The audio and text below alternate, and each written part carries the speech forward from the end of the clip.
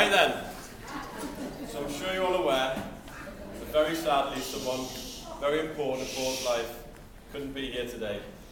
It's really upsetting for Paul, as for all of us, as he's played such a pivotal role in a lot of our lives here today, and in some cases brought great joy to our hearts over the years. Some might even say he's an iconic figure. He's always been there for us and many others, and he has passed on a card with some kind words, so I thought I'd start with them. Addressed to Paul and Rachel.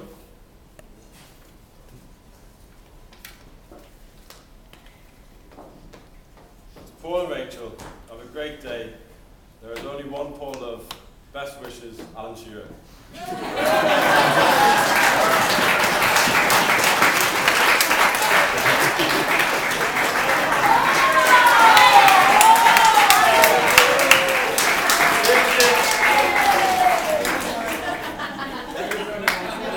And if you don't believe us, because there's a bit of backstory to it. The backstory for it is Paul met Shearer last week, and they took a bit of a shine to each other, and I'll show you why. Basically, the shine bounces off both their heads.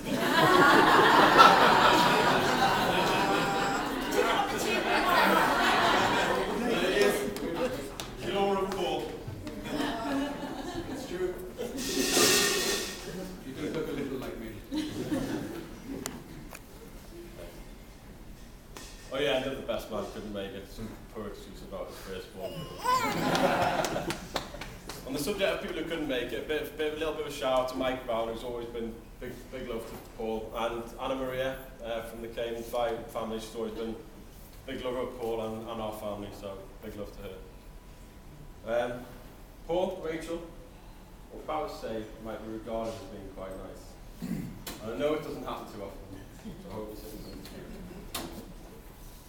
Cue, first nice thing. Rachel, Mrs. Love, you're absolutely beautiful today. I couldn't be happier you've married my brother. You've always been that big sister to me. It's very good. So Paul and Rachel got married today. It's been a long time coming. What an adventure it's been already. I'd first like to thank Paul for asking me best man, because there are a lot of great lads here today, and I really mean that, so it's a privilege. Some fantastic lads in Paul's life over the years. It was always nice knowing when I was growing up that Paul was there for me, but his mates were too. So it's a real privilege. So I thought I'd start with a little recap of Paul and Rachel, what's happened so far today, because you might have forgotten, or you might not have been paying attention. So firstly, Paul and Rachel started dating on the 9th of October 1997. 16 years, 1 month, 3 weeks, 1 day ago. You wasn't 6. And I know what you're thinking, he's already done a life sentence. Or, as Rachel, because I've shared a cell with Paul for the first 17 years of my life, so I think I'm going to go Rachel's calculation. So Paul and Rachel met all those years ago at our good friend Clem McKee's house party in Fenham. And just to put things into perspective here, this was a pre-Facebook era where you couldn't do all the intelligence gathering that you can do today. Even pre-mobile phones. Well, amongst teenagers anyway. Although I do recall Paul pilfered on with his StarTAC phone about that time, so perhaps I'm doing him a bit too much credit here. So Paul and Rachel met for the first time, and then a few weeks later, met at Three Bulls Head just round the corner from here. And then Paul walked Rachel back to the bus stop, where I assume they affirmed their relationship status. And that was 16 years ago.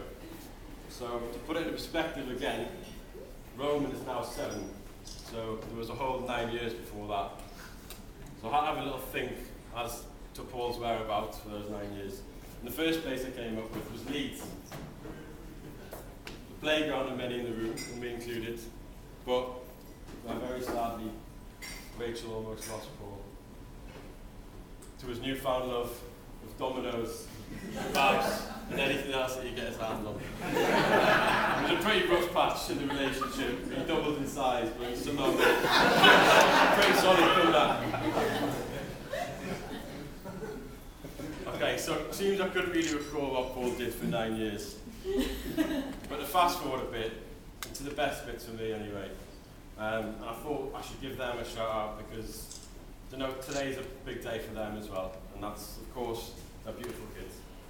So number one shout out goes to Rowan Paulandrachellove.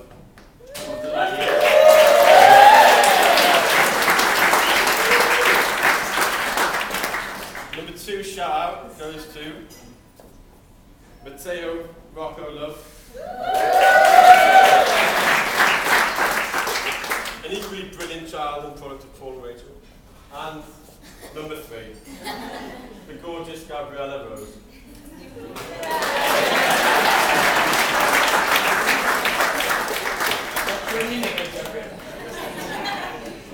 And if you haven't noticed, we have number four practically in the room with us here today. Number 4 is a number I cannot relate to. 3, yes. 4, not so much. Good luck with that one. Okay, so when racking my brains as to what represented Paul, apart from attempting to get in dishwashers at the end of nights out, or attempting to jump on stage with Ollie Bears last week at the Alan Shearer Report, is our Italian connection. I think we can all agree Paul really has embraced it. Lived it, ate it, drank it, spoke it, most of all loved it. The best thing is he's made it part of our lives too.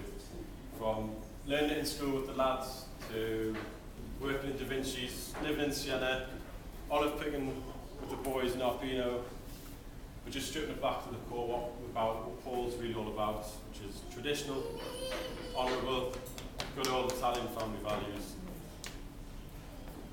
And that's Paul in a nutshell, really. That's why I signify Paul to be. And on that note, I'd like to all charge your glasses. Join me in raising a toast. Ladies and gentlemen, do we the bridegroom?